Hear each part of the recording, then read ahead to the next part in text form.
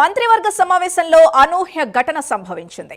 Cabinet సమావేశంలో మంత్రి రాంప్రసాద్ రెడ్డి కన్నీళ్లు పెట్టుకున్నారు. రాయచోటి జిల్లా కేంద్రాన్ని మదనపల్లి కేంద్రంగా మార్చే అవకాశం ఉండడంతో మంత్రి రాంప్రసాద్ రెడ్డి కన్నీళ్లు పెట్టుకున్నారు. అయితే ఇది గమనించిన సీఎం చంద్రబాబు మంత్రి రాంప్రసాద్ రెడ్డిని ఓదార్చారు. ఇదే విషయానికి సంబంధించి పూర్తి డీటెయిల్స్ మా కరెస్పాండెంట్ శ్రీహరి అందిస్తారు. శ్రీహరి, ఎందుకు మంత్రి రాంప్రసాద్ రెడ్డి కన్నీళ్లు పెట్టుకోవాల్సి వచ్చింది? అసలు ఏం జరిగింది?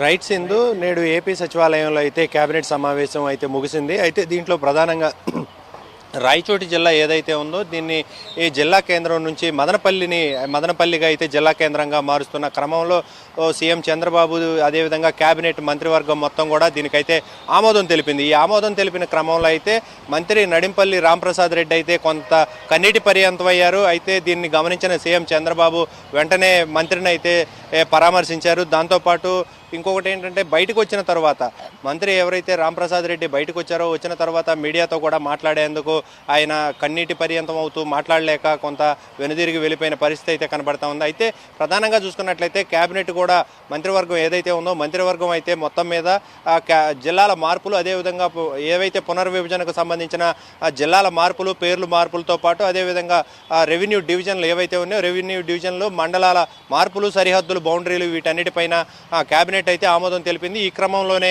మంత్రి రాంప్రసాద్ రెడ్డి అయితే తన సొంత జిల్లా ఏదైతే ఉందో దాని జిల్లా పేరు మదనపల్లికి హెడ్ క్వార్టర్గా మారుస్తున్నప్పుడు తనైతే కొంత కన్నీటి పర్యంతం అయ్యారు. ఈ క్రమంలోనే సీఎం చంద్రబాబు అయితే ఆయన్ని పరామర్శించడం జరిగింది. Sindhu. Right, thank you Srihari.